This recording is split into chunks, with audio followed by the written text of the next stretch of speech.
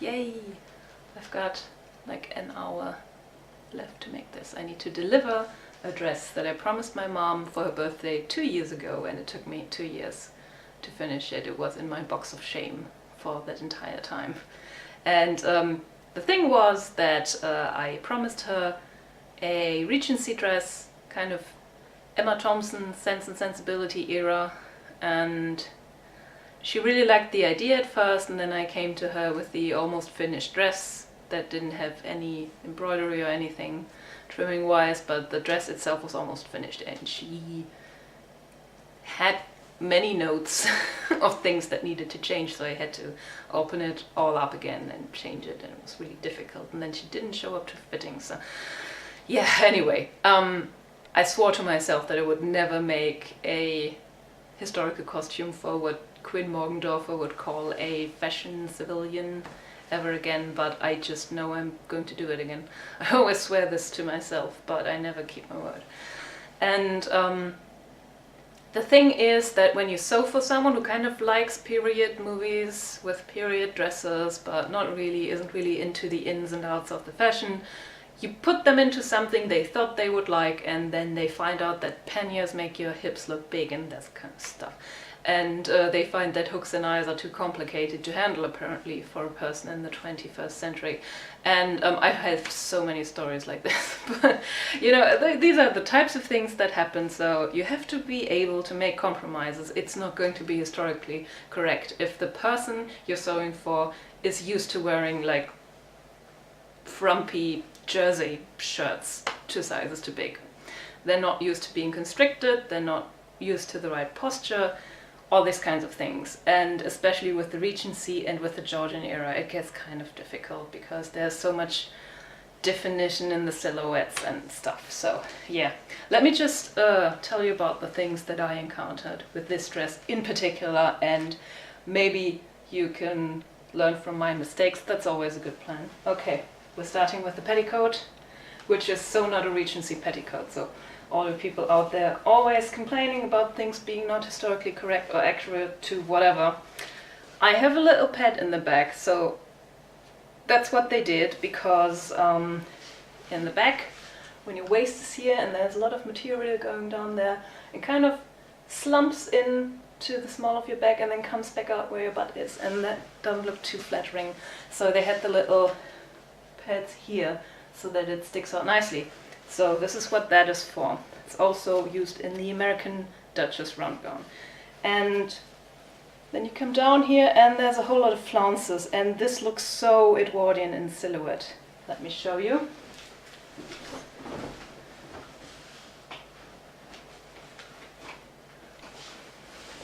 Also, this is not a very structured petticoat. There's no reinforcement or anything.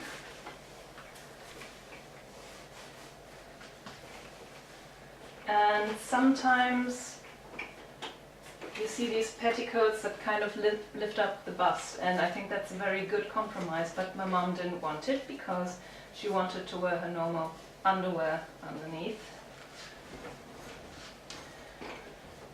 So I'll just pan down the camera so you can see it.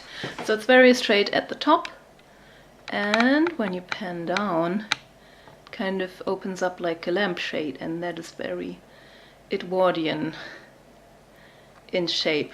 And the reason I did that, wait, let me show you the back. See, so Edwardian. And the reason I did that was because she wanted her dress very, very long and very, very full, and what happened was that it stuck out here and then it slumped back inwards and she looked like a folded up umbrella, which is actually criticism that women got in the time when they didn't wear enough petticoats. So I needed something that kind of pushes the hem outward, and this really works well with this petticoat, even though it's not historically correct. So you have to cut corners, you have to be a little bit crafty, especially for people who don't want to wear period undergarments. And now for the dress.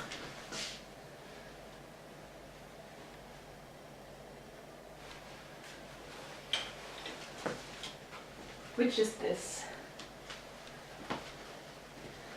And the funny thing is that this is pretty much exactly the way the American Duchess round gown works, but I did this before the book even came out.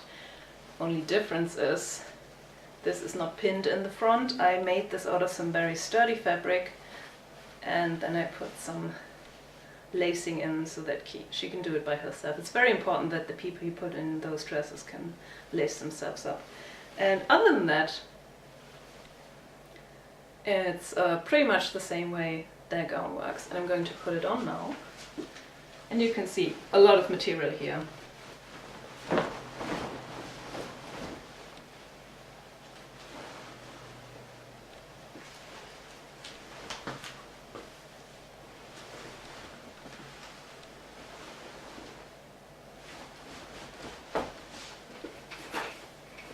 So this is the back, and you can see the back kind of puffs out over the pad, which is the effect we were going for.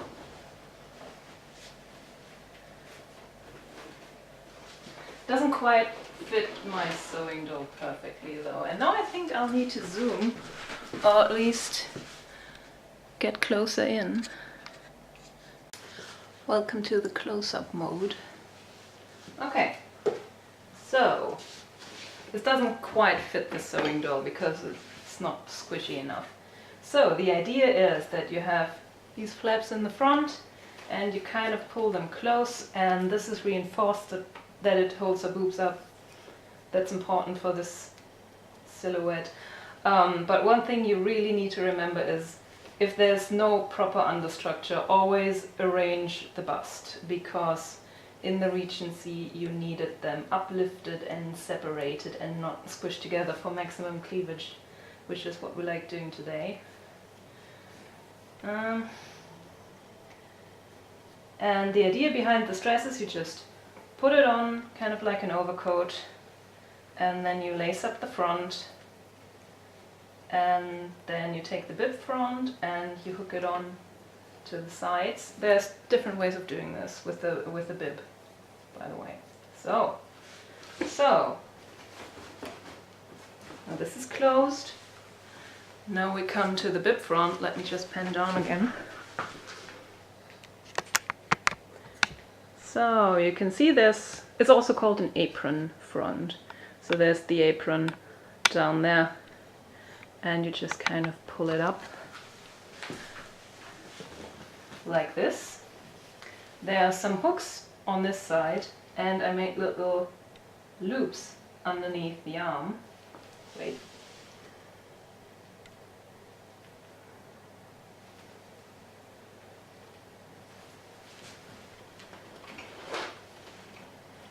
Oh, this would look so much better if it was an oil person.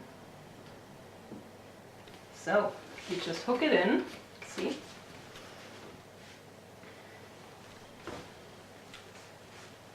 And this is very easy to do yourself too, so that was the idea behind that. And then you take these here and you tie them in the back.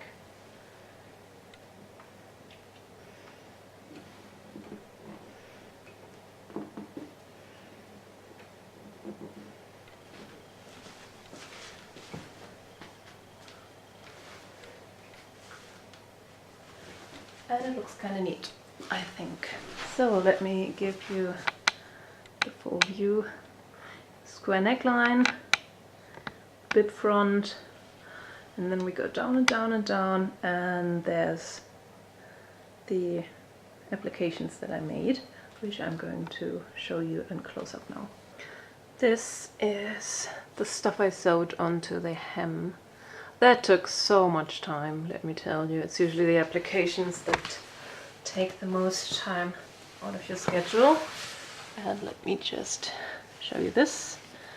Down here, where the hem is, I put in this gold cream striped ribbon, then some, I think this is netted, because I wanted to do some proper embroidery, and then I realized that this was going to take ages. I mean, it did take ages anyway, so that wasn't the smartest idea, but it looks kind of like it's tampered onto this, and the gold matches. And then, because I felt like it needed a little sparkle, not too much, I sewed in these sequins with the violet beads. I think those are Miyuki beads because they had the exactly right shape of violet for this. And the issue with this hem is that you cannot wash this in a washing machine because the gold just flakes off and the sequins, they kind of melt or they get silver-ish. And you also cannot iron over the sequins, so this has to be handled with care. And another thing that also happens when you're sewing a very fancy dress for someone who demanded a very fancy dress is that when she decides that she wants to have pictures where she's frolicking in the garden, she's definitely going to ruin it. So you need to be firm with people. I told my mom, no, there's no running around in the mud because this cannot be washed. This cannot properly be flattened. You can flatten up to this point and then no further down here. Maybe from the back side if you're really careful, but I think you can see it in some of the sequins where I got too close with the iron. Not on this side. So heat makes the gold come off. It also makes these little plates melt.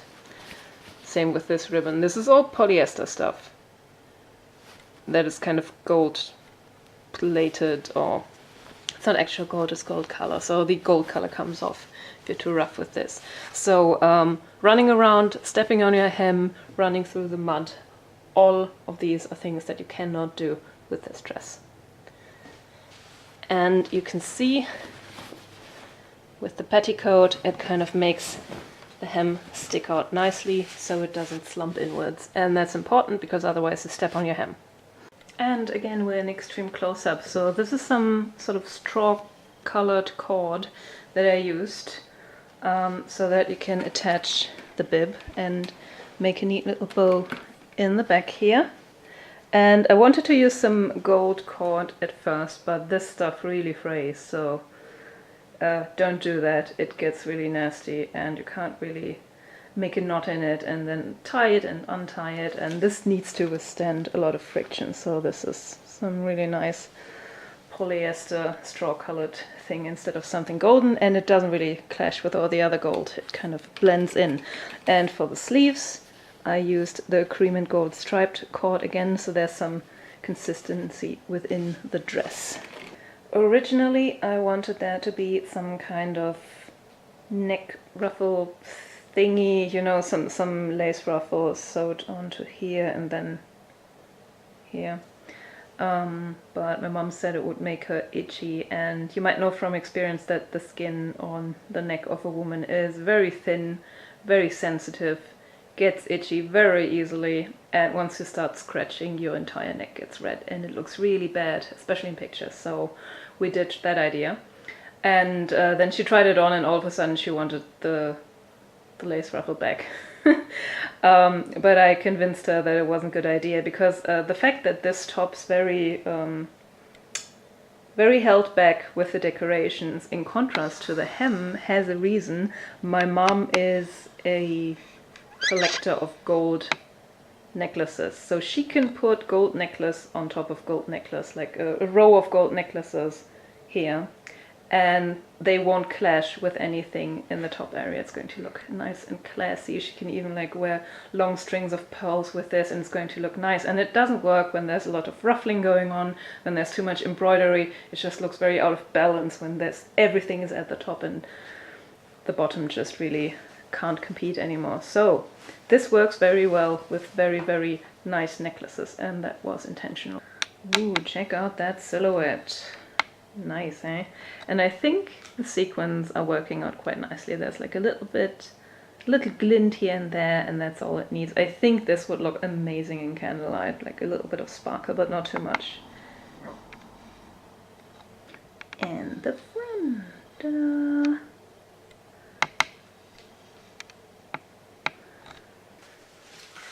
So one thing that happens a lot is when you put someone into a period dress, their bodies will start fighting it. And I mean their bodies, not themselves. It's not a conscious thing, it's the subconscious. We're all slouching, we're all not used to being constricted, we're wearing jersey stuff all the time, everything's stretchy. Like, you could theoretically like walk like this through the streets and it would be totally okay. You can't do this in dresses like this. Anything tailored, anything with stays or a corset, you can't really do everything you want. And we don't, but we're used to the fact that we could. So what happens a lot, I had this with one Regency dress, that the Regency stays, they kind of pull your shoulders back. So they pull you into posture. And the same for the dresses, that the backs are very narrow, it kind of pulls you back. So when I put one of my friends in, I noticed that she started fidgeting a lot. And I noticed that the back seams, especially here, they were kind of being pulled, and some of the eyelets were getting really stretched out because her shoulders were fighting to get back into the normal slouching position that we, or many people today, have. So when you start fighting the dress, that can put lots of stress, especially on the back closures when you have hand stitched buttonholes, so be wary of that.